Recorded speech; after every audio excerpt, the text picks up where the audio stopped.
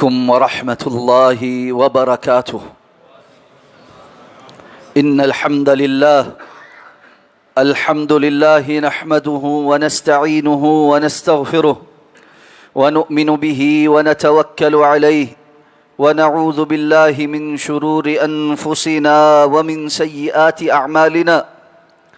من يهده الله فلا مضل له ومن يضلله فلا هادي له، وأشهد أن لا إله إلا الله وحده لا شريك له، وأشهد أن محمدًا عبده ورسوله. اللهم صل على محمد وعلى آل محمد كما صليت على إبراهيم وعلى آل إبراهيم إنك حميد مجيد. اللهم بارك على محمد وعلى آل محمد كما باركت على إبراهيم وعلى آل إبراهيم إنك حميد مجيد. أما بعد، فإن خير الحديث كتاب الله، وخير الهدي هدي محمد صلى الله عليه وسلم، وشر الأمور محدثاتها، وكل محدثة بدعة، وكل بدعة ضلالة، وكل ضلالة في النار. رب اشرح لي صدري ويسر لي أمري واحلل عقدة من لساني يفقه قولي. اللهم انفعنا بما علمتنا وعلمنا ما ينفعنا وزدنا علما. رب أعوذ بك من همزات الشياطين وأعوذ بك رب أن يحضرون. أما بعد، فأعوذ بالله من الشيطان الرجيم. بسم الله الرحمن الرحيم. الحمد لله فاطر السماوات والأرض جاعل الملائكة رسلا أولي أجنحة مثنى وثلاث ورباع يزيد في الخلق ما يشاء إن الله على كل شيء قدير. ما يفتح الله للناس من رحمة فلا ممسك لها وما يمسك فلا مرسل له من بعده وهو العزيز الحكيم. يا أيها الناس اذكروا نعمة الله عليكم هل من خالق غير الله يرزقكم من السماء والأرض لا إله إلا هو فأنا تؤفكون.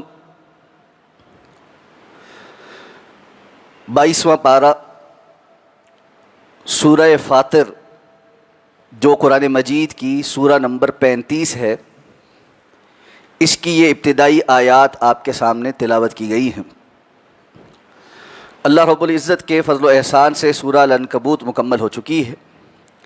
آج سے انشاءاللہ سورہ فاطر کی تفسیر اور معانی اور مطالب پر ہمارے خطبات کا سلسلہ شروع ہوگا. اس دعا کے ساتھ کہ اللہ تعالیٰ صحیح بات کہنے کی توفیق عطا فرمائے، ہم سب کو علم نافع عطا فرمائے اور اس کے مطابق عمل کرنے کی توفیق عطا فرما دے. سورہ فاطر مکی صورت ہے، اور جیسا کہ متعدد بار اس بارے بات ہو چکی ہے کہ وہ صورتیں جو ہجرت سے قبل نازل ہوئیں وہ مکی کہلاتی ہیں، اور جو ہجرت کے بعد نازل ہوئیں وہ مدنی کہلاتی ہیں. اور مکی صورتوں کی اپنی خصوصیات ہیں اور مدنی صورتوں کی اپنی خصوصیات ہیں. مکی صورتوں کی خصوصیات میں ایک تو یہ کہ ان کی آیات مختصر ہیں، اور یہ صورتیں بھی مدنی صورتوں کے مقابل طوالت میں کم ہوتی. اور مکی صورتوں میں اللہ کی توحید، رسول اللہ صلی اللہ علیہ وسلم کی رسالت اور فکر آخرت، یہ موضوعات بالعموم بیان ہوئے. سورہ فاطر کا بھی یہی موضوعات ہیں، اور اللہ تعالیٰ نے مشرکین مکہ کے باطل عقائد اور بعد میں آنے والے قیامت تک کے لوگوں کے لیے توحید اور رسالت اور فکر آخرت سے متعلق جو کچھ نازل فرمایا ہے، انشاءاللہ اس صورت کے مطابق ہم وہ سیکھنے کی کوشش کریں گے. فاطر یہ لفظ جو ہے فطرہ، کسی چیز کو پھاڑنا یا نکالنا یا پیدا کرنا اس معنی میں استعمال ہوتا ہے۔ تو اس سورت کی پہلی آیت میں یہ لفظ استعمال ہوا ہے، الحمدللہ فاطر السماوات والارض۔ اس نسبت سے اس سورت کا نام سورہ فاطر ہے۔ ایک اور نام اس سورت کا الملائکہ بھی ہے، سورہ الملائکہ، کیونکہ پہلی آیت میں فرشتوں کی بعض صفات بیان ہوئی ہیں، تو ملائکہ ملک کی جمع ہے جو فرشتے کو کہتے ہیں، تو دوسرا نام اس سورت کا الملائکہ بھی ہے۔ زیادہ معروف نام وہ سورہ فاطر ہے۔ بسم اللہ الرحمن الرحیم، اللہ کے نام کے ساتھ جو بڑا ہی مہربان بار بار رحم فرمانے والا ہے۔ الحمدللہ، تمام تعریفیں اللہ کے لیے۔ الف لام یہ معنی دیتا ہے کہ تمام تر تعریفیں جو ہو سکتی ہیں ان کا اصل حقدار صرف اور صرف اللہ رب العزت کی ذات۔ مخلوق کی تعریف میں مبالغہ ہو سکتا ہے، خالق کی تعریف میں مبالغہ نہیں ہو سکتا۔ کسی بھی شخصیت کی تعریف میں غلو ہو سکتا ہے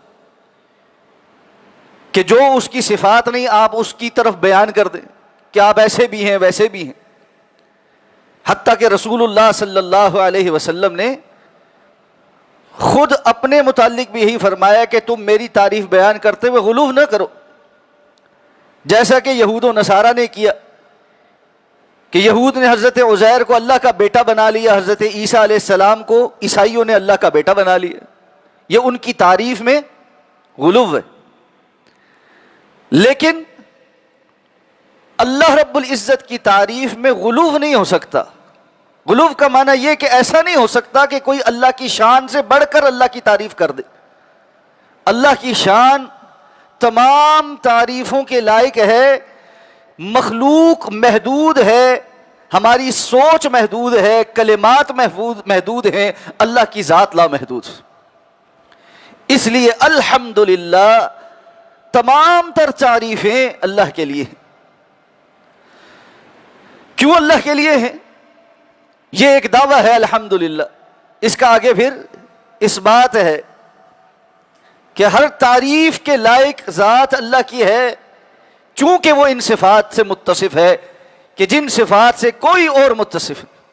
اللہ جیسا کوئی نہیں، لیس کمثلہ شیء، اللہ نے فرمایا اللہ کی کوئی مثال بھی موجود نہیں، کوئی کسی چیز میں اللہ رب العزت جیسا نہیں ہو سکتا۔ تو اللہ رب العزت کی ذات بے مثل ہے، بے نظیر ہے۔ تو فرمایا الحمدللہ تمام تعریفیں اللہ کے لیے۔ کون ہے؟ فاطر السماوات والارض، آسمانوں اور زمین کا پیدا کرنے والا، اور ایسا پیدا کرنے والا کہ وہ ان کو عدم سے وجود میں لانے والا۔ یہ اللہ رب العزت کا کمال قدرت کہ اللہ تعالی مخلوق کو عدم سے وجود میں لے کر آتے۔ دنیا کے اندر مخلوق جو بھی چیز بناتی ہے اس کے لیے اس کو را میٹیریل درکار، کچھ ہوگا تو اس سے آگے کچھ بنے گا۔ بغیر کسی را میٹیریل کے عدم سے وجود میں لانا یہ اللہ رب العزت کا خاصہ ہے، اللہ کے سوا یہ کوئی نہیں کر سکتا۔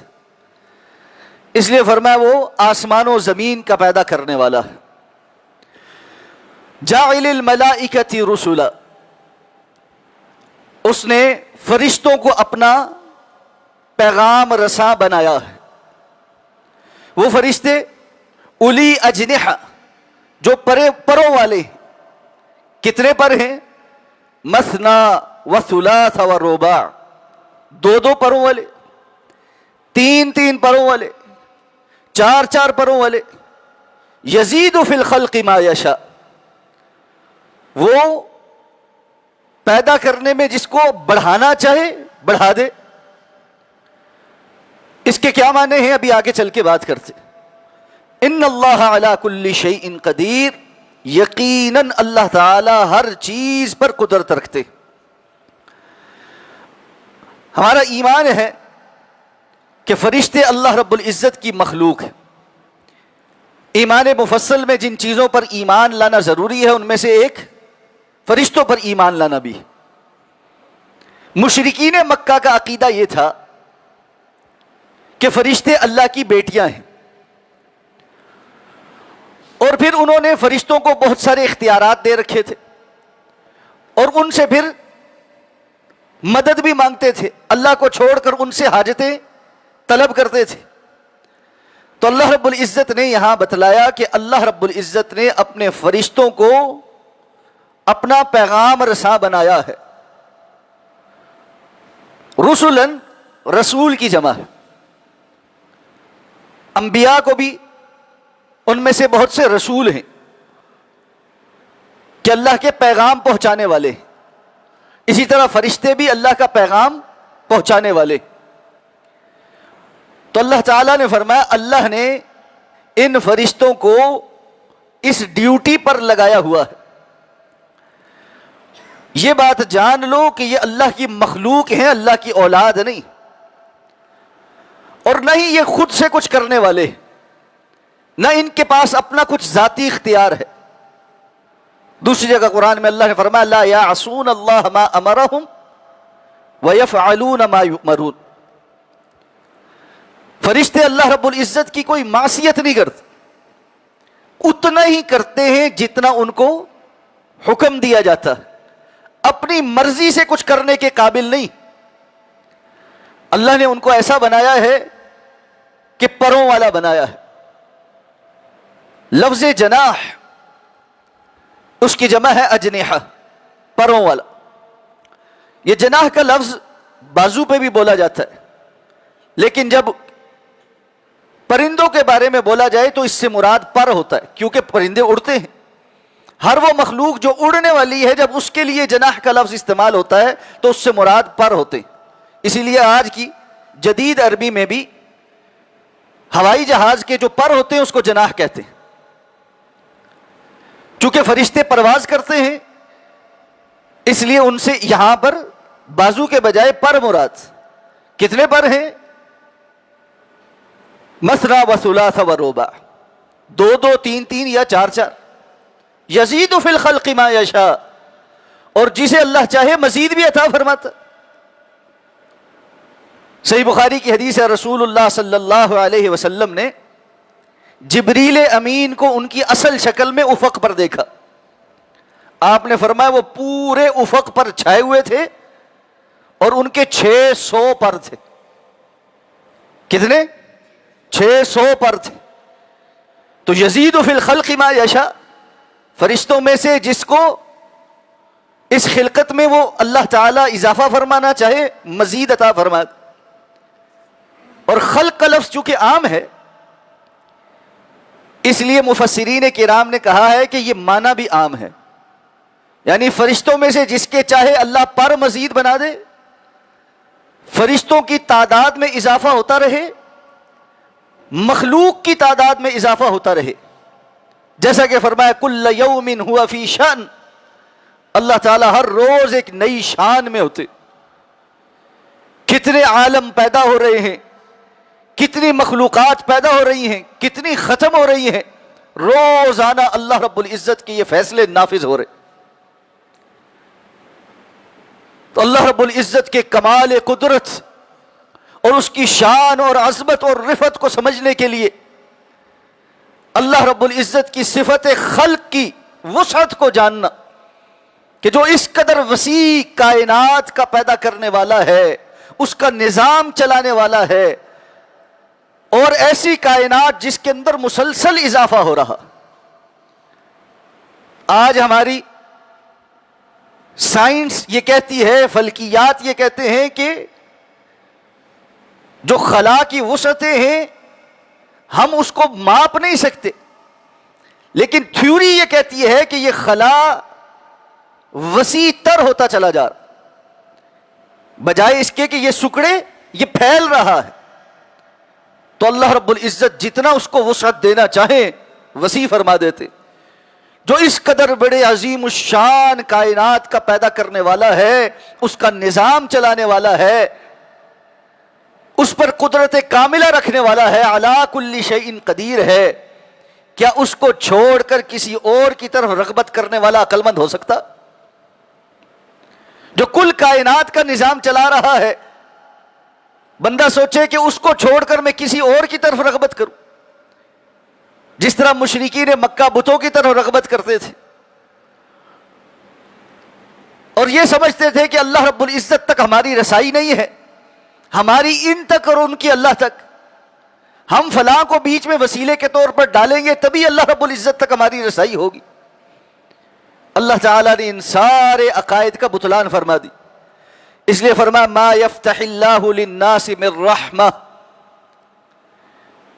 اللہ لوگوں کے لیے رحمت کے جو دروازے کھولتا ہے، فلا ممسک لہا، تو اس کو بند کرنے والا کوئی نہیں، وما یمسک، اور جس کو اللہ روک دے بند کر دے، فلا مرسل لہ من بعدہ، اس کو پھر بھیجنے والا کھولنے والا کوئی نہیں، وہو العزیز الحکیم، اور وہی ہے جو بہت غالب اور بڑی حکمتوں والا۔ یہاں سے یہ بات سمجھ آ گئی کہ اللہ کی رحمت اس کے قبضے میں ہے، جس کے لیے چاہے کھول دے اور جس کے لیے چاہے بند کر دے۔ رزق اللہ رب العزت کی رحمت کے مظاہر میں سے ایک مظہر ہے، جس کا چاہے کھولے جس کا چاہے روک دے۔ زندگی اللہ کی رحمتوں کے مظاہر میں سے ایک مظہر ہے کہ اللہ زندگی عطا فرماتا، جس کو چاہے عطا فرمائے، جس کی سلب کر لے۔ اولاد اللہ کی نعمتوں میں سے رحمتوں میں سے ایک مظہر ہے، جس کو عطا فرمائے اور جس کو نہ عطا فرمائے۔ یہب لمن یشاء اناثا ویہب لمن یشاء الذکور، جس کو چاہے بیٹے عطا فرمائے، جس کو چاہے بیٹیاں عطا فرمائے۔ او یزوجہم ذکرانا واناثا، چاہے تو بیٹے اور بیٹیاں دونوں عطا فرمائے۔ ویجعل من یشاء عقیما، اور جس کو چاہے بانج کر دے، کوئی بھی نہ دے۔ یہ سارے فیصلے اللہ کیے ہیں۔ یہ عقیدہ بنا لینا چاہیے، جو ملے گا اللہ کے ہاں سے ملے گا، رزق بھی اللہ دے گا، اولاد بھی اللہ دے گا، حاجت روائی بھی صرف اللہ سے ہے، مشکل کشائی بھی صرف اللہ سے، اللہ کے سوا کوئی دینے والا نہیں۔ اور اگر اللہ عطا فرما رہا ہے تو کوئی روکنے والا نہیں، اور اللہ روک دے تو کوئی کھولنے والا نہیں۔ متعدد بار یہ گزارش کر چکا ہوں، زندگی کے اندر تھوڑی سی مشکل آنے پر اس طرف مت سوچنا شروع کر دیا کریں کہ فلاں نے بندش کرا دی ہے اور فلاں نے بندش کرا دی۔ ان بندشوں کا کتاب و سنت کے اندر کوئی اصل نہیں۔ یہ ہو نہیں سکتا کہ اللہ رب العزت کسی کو رزق عطا فرمانا چاہے اور مخلوق میں سے کوئی اس رزق کو روک دے۔ رسول اللہ صلی اللہ علیہ وسلم نے عبداللہ بن عباس رضی اللہ عنہما کو یہ سبق پڑھایا تھا۔ آپ نے فرمایا بیٹے، اے لڑکے، یہ سبق یاد کرو، اعلم ان الدنیا لو اجتمعت على ان ينفعوك بشيء لم ينفعوك الا بشيء قد كتب الله لك۔ دنیا اکٹھی ہو جائے، جمع ہو جائے اور تمہیں کوئی فائدہ پہنچانا چاہے، ہرگز فائدہ نہیں پہنچا سکتی سوائے اتنا جتنا اللہ نے تمہارے مقدر میں لکھا۔ وَاعْلَمْ أَنَّ الدُّنْيَا لَوْ اجْتَمَعَتْ عَلَىٰ أَن يَضُرُّوكَ بِشَيْءٍ لَمْ يَضُرُّوكَ إِلَّا بِشَيْءٍ قَدْ كَتَبَ اللَّهُ عَلَيْكَ۔ اور یہ بات بھی اچھے سے جان لو، دنیا ساری مل کر تمہارا کوئی نقصان کرنا چاہے نہیں کر سکتی سوائے اتنا جتنا اللہ نے تمہارے مقدر میں لکھا۔ رفعت الاقلام وجفت الصحف، آپ نے فرمایا قلم اٹھا لیے گئے ہیں، صحیفے خشک ہو چکے ہیں، اللہ رب العزت کے تقدیر کے فیصلے نافذ ہیں۔ انسان کو اللہ رب العزت کی طرف سے رحمت کی امید رکھنی چاہیے اور اللہ رب العزت کی ہی پکڑ سے ڈرنا چاہیے۔ مومن کے اندر جب یہ بات پختہ ہو جاتی ہے تو وہ بہادر ہوتا ہے، مومن بہادر ہوتا ہے، وہ ڈرپوک اور بزدل نہیں ہوتا کہ کالی بلی اس کے آگے سے گزر جائے تو وہ ڈرے، کسی جگہ سے وہ گزرنے لگے تو وہ سمجھے کہ یہ سامنے جو آستانہ ہے، جب تک میں نے اس طرح کو سلام نہ کیا اور یہاں سے کوئی دھاگا لے کر اپنے اوپر نہ باندھا تو میرا کوئی نقصان ہو جائے گا۔ یہ نام نہاد جو بابے بیٹھے ہیں، میں نے ان کو تعظیم نہ کی، ان کو کوئی نظر نیاز نہ دی تو یہ مجھے بددعا دیں گے، یہ میرا کچھ بگاڑ دیں گے۔ کوئی کسی کا کچھ بگاڑ نہیں سکتا، اللہ رب العزت کے فیصلے نافذ۔ اور پھر بندہ مومن کا جب ایمان اس بارے میں پختہ ہو جاتا ہے تو وہ حق بات کہنے سے اور باطل کا انکار کرنے سے نہیں ڈرتا۔ یہ ہم حق بات کہنے اور باطل کا انکار کرنے سے جو ڈرتے رہتے سارا ٹائم، لوگ کیا کہیں گے، فلانا کیا کہے گا، ناراض ہو جائیں گے، ایسا کیا ہوگا، یہ ناراض ہو گیا تو میرا کیا بنے گا۔ جب انسان کو پتہ ہو کہ ہر طرح کی رحمت اللہ رب العزت کے اختیار میں ہے، نفع نقصان کا مالک اللہ کی ذات ہے، تو وہ حق پر ڈٹتا ہے۔ آپ دیکھیں حضرت ابراہیم علیہ السلام اس بات پر پختہ ہیں، یقین ہے، ساری قوم ایک طرف ہے، تنہا ابراہیم علیہ السلام آگ میں کود بھی گئے ہیں لیکن اللہ رب العزت پر یقین نہیں متزلزل ہو۔ سورہ البروج کے اندر اصحاب الاخدود کا واقعہ ذکر ہوا ہے، رسول اللہ صلی اللہ علیہ وسلم نے اس کی تفصیل بیان کی۔ وہ نوجوان لڑکا جس کو بادشاہ نے جادوگر کے پاس بھیجا تھا کہ وہ جا کر اس کا جادو کا علم سیکھے کہ یہ بوڑھا جادوگر مر گیا تو وہ آگے اس کے جادو کو علم کو لے کر چلے گا۔ وہ جب اس طرف جاتا تھا راستے میں ایک کنیسہ تھا جہاں پر ایک اللہ کا بندہ، ایک عالم اللہ کی توحید کی دعوت دیتا تھا۔ اس نے جب اللہ رب العزت کی توحید کی دعوت سنی، ایمان لایا۔ لمبا طویل واقعہ ہے۔ جب بادشاہ کو پتہ لگا تو موت کی سزا سنائی، فوجیوں کو ساتھ کر کے بھیجا کہ اس کو پہاڑ سے نیچے پھینکو۔ زلزلہ آیا، سارے وہ فوجی مارے گئے، یہ تنہا پھر واپس آ کہا اس کو سمندر کے اندر ڈبو دو۔ کشتی میں فوجیوں کے ساتھ بھیجا، کشتی ڈگمگائی، اللہ رب العزت کا فیصلہ نافذ ہوا۔ جو فوجی ساتھ گئے تھے وہ ڈوب گئے، یہ پھر واپس آ گئے۔ اب یہ کہنے لگا یاد رکھو تم جتنی مرضی کوشش کر لو میرا کچھ نہیں بگاڑ سکتے، ہاں ایک طریقہ میں بتاتا ہوں میرے قتل کا، لوگوں کو جمع کرو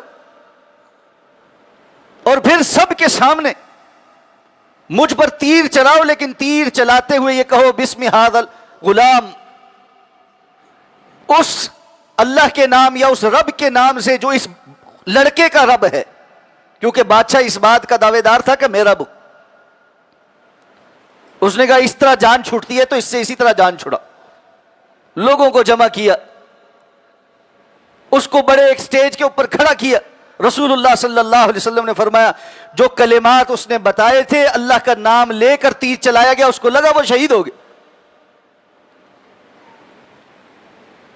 منظر دیکھنے والا وہ پورا مجمع اس ایک گواہی کے اوپر مسلمان ہو گئے۔ قتل اصحاب الاخدود النار ذات الوقود اذ هم علیہا قعود وهم علی ما یفعلون بالمؤمنین۔ اللہ رب العزت نے فرمایا کہ اصحاب الاخدود، سرنگوں والے، یہ سرنگیں کیا تھیں؟ جب اتنا بڑا مجمع مسلمان ہو گیا، بادشاہ کہنے لگا بڑی بڑی سرنگیں کھدواؤ، ان میں آگ جلاؤ، ان سب کو جھونک دو۔ بڑے سرنگیں، خندقیں کھود کر اس میں بڑی آگ جلائی گئی، النار ذات الوقود، ایسی آگ جو بڑے ایندھن والی تھی، شعلے بھڑک رہے۔ اور جب ان کو ان کے اوپر پیش کر دیا گیا اور کہا گیا اب چھلانگ لگاؤ یا باپ دادے کے دین میں واپس آؤ، اہل ایمان نے اس آگ کو قبول کر لیا لیکن توحید سے پیچھے نہیں ہٹے، کہ سمجھ آ گئی کہ اللہ کے سوا کسی کے کرنے سے کچھ نہیں ہوتا۔ رسول اللہ صلی اللہ علیہ وسلم نے فرمایا ایک ماں اپنے شیر خوار بچے کو لے کر اس آگ پر کھڑی ہے اور متذبذب ہے، اپنی جان کے لیے نہیں، اس بچے کی جان کے لیے۔ آپ نے فرمایا جو بچے ماں کی گود میں بولے ہیں ان میں سے ایک بچہ یہ بھی ہے، اس نے کہا ماں ہچکچا نہیں، دیکھنے کو آگ ہے لیکن یہ جنت ہے۔ ہوتا وہ ہے جو اللہ چاہتے ہیں۔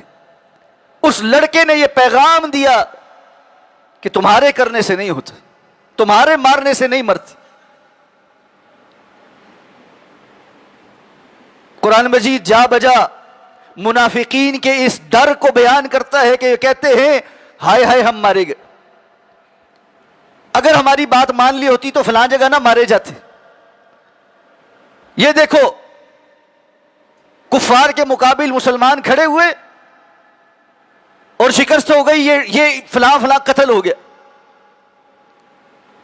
اہل ایمان کے لیے زندگی اور موت اللہ کا فیصلہ، وہ میدانوں میں آنی ہے یا بستر پر آنی ہے اس سے کوئی فرق نہیں پڑتا، جب آنی ہے جب اللہ رب العزت نے یہ فیصلہ بھیجنا۔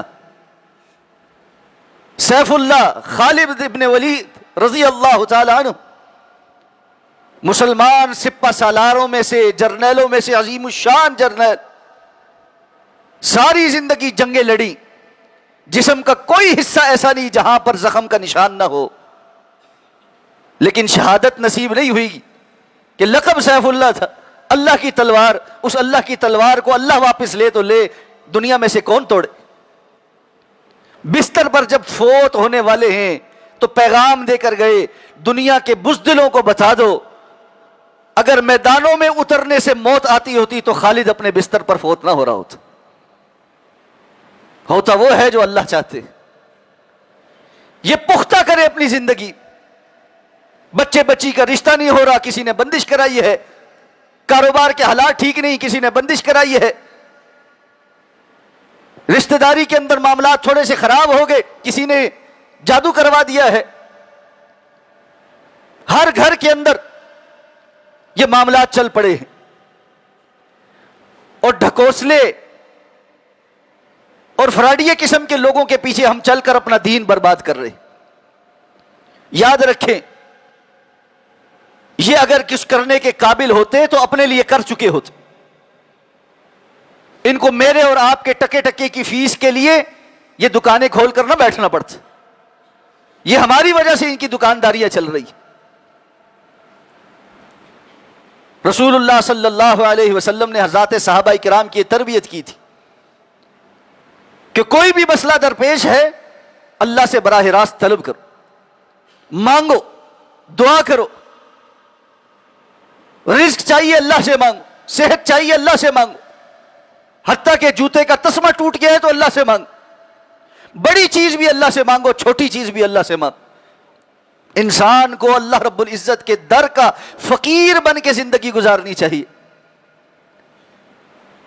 جو انسان اس بات کو سمجھ لے اس کی زندگی کے اندر جو خیر اور برکت آتی ہے دوسرا کوئی اس کا مقابلہ کر ہی نہیں سکتا۔ وَهُوَ الْعَزِيزُ الْحَكِيمُ، وہ بڑا ہی غالب اور بڑی حکمتوں والا ہے۔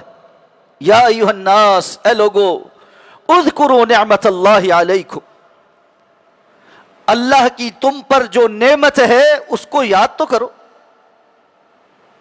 هل من خالق غیر اللہ یرزقکم من السماء والارض، کیا کوئی اور اللہ کے سوا بھی خالق ہے جو تمہیں آسمانوں اور زمین سے رزق دیتا ہے؟ اور ساتھ پھر خود جواب دیا لا الہ الا ہو، اس کے سوا کوئی معبود برحق نہیں۔ فأنا تؤفکون، پھر یہ تمہیں کیا ہو جاتا ہے، تم کدھر بھٹکتے پھرتے ہو؟ سب سے پہلے فرمایا اے لوگو اللہ کی نعمتوں کو تو یاد کرو ذرا۔ یہ ایک بڑا اہم معاملہ ہے کہ انسان اللہ کی نعمتوں پر نظر رکھے۔ ہمارا معاملہ بہت اس سے مختلف ہوگا، ہر وقت شکوہ ہے، ہر وقت رونا دھونا ہے۔ نعمتیں اس قدر ہیں کہ اللہ فرماتے وَإِن تَعُدُّوا نِعْمَةَ اللَّهِ لَا تُحْصُوهَا، تم اللہ کی نعمتوں کو شمار کرنے لگو گے تو شمار نہیں کر سکتے۔ لیکن آپ میں صبح سے لے کر رات تک جتنی مجلسوں میں بیٹھتے ہیں، سچ بتلائیے کتنے لوگ شکوہ کرنے والے ہیں اور کتنے شکر بجا لانے؟ ہر چیز کا شکوہ، حالات ٹھیک نہیں، کاروباری حالات ٹھیک نہیں، فلاں چیز بڑی مہنگی، فلاں چیز ایسی ہے۔ رشتہ داروں کی بات کر لیں، آج کل تو رشتہ دار ہیں ہی ایسے۔ دوست احباب کی بات کر لیں، اخلاص رہا ہی نہیں جی، ہر کوئی چونا لگانے پہ۔ کسی چیز کے متعلق آپ بات کر کے دیکھ، شکوہ زبان پر ہے۔ صبح سے شام ہو جاتی ہے، شاذ و نادر کوئی بندہ ایسا ملتا ہے جس کی زبان پر شکر ہو۔ کھا رہے ہیں، پی رہے ہیں، جی رہے ہیں، اور اپنے بڑوں کے مقابلے میں دیکھیں تو بہت اچھا کھا رہے ہیں اور بہت اچھا پی رہے، بہت کچھ اللہ نے وافر عطا کر رکھا۔ اذکروا نعمت اللہ علیکم، اللہ کی نعمت جو تم پر ہوئی ہے اس کو یاد تو کرو۔ اور سب سے بڑی نعمت ایمان کی نعمت ہے، اسلام کی نعمت ہے کہ اللہ نے اپنا تعارف بتایا ہے، اللہ نے یہ بتلا رکھا ہے کہ اللہ یہ ہے تمہارا، جس کا رب زندہ حی القیوم علی کل شیء قدیر، تمام تر خزانوں کا مالک، کل کائنات کا نظام چلانے والا، اس کے ساتھ اس کا تعلق مربوط موجود ہو، اس کو کسی چیز کی کمی لگ سکتی؟ اس کو کوئی ڈر اور خوف ہو سکتا؟ یہ ڈر، خوف، شکوے، شکایتیں، وجہ یہ ہے کہ اللہ رب العزت کے ساتھ ہمارا تعلق نہیں رہا۔ ایمان کی اس نعمت کی قدر کیجیے، اللہ کے ساتھ تعلق کی قدر کیجیے۔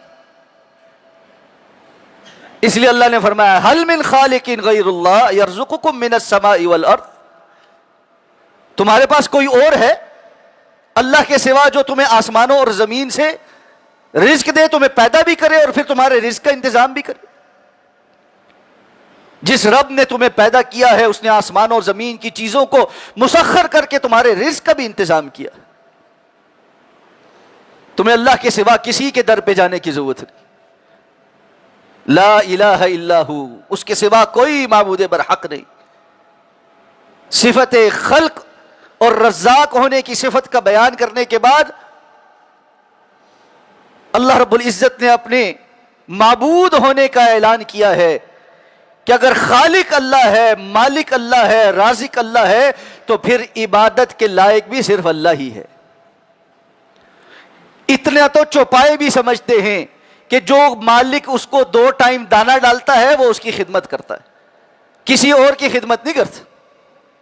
انسان ہے جو اللہ کا کھا کر گیت کسی اور کے گاتا ہے۔ فَأَنَّا تُؤْفَكُونَ، یہ اللہ رب العزت کی طرف سے شکوہ ہے، پھر تمہیں کیا ہو جاتا ہے؟ اللہ کو چھوڑ کر کہاں بھٹکتے پھرتے؟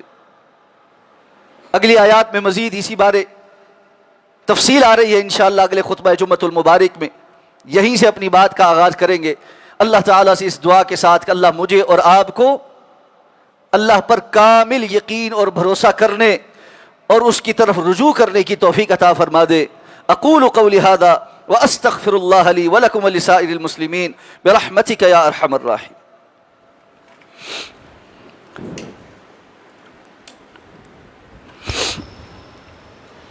ان الحمد للہ نحمده ونستعینه ونستغفره ونؤمن به ونتوکل علیہ ونعوذ باللہ من شرور انفسنا ومن سیئات اعمالنا من يهده الله فلا مضل له ومن يضلله فلا هادي له واشهد ان لا اله الا الله وحده لا شريك له واشهد ان محمدا عبده ورسوله اللهم اغفر لنا ولوالدينا ولاساتذتنا ولجميع المؤمنين والمؤمنات والمسلمين والمسلمات الاحياء منهم والاموات انك قريب مجيب الدعوات يا رب العالمين اللهم ارحم على احوالنا ولا تنظر الى سوء اعمالنا سبحان ربك رب العزة عما يصفون وسلام على المرسلين والحمد لله رب العالمين۔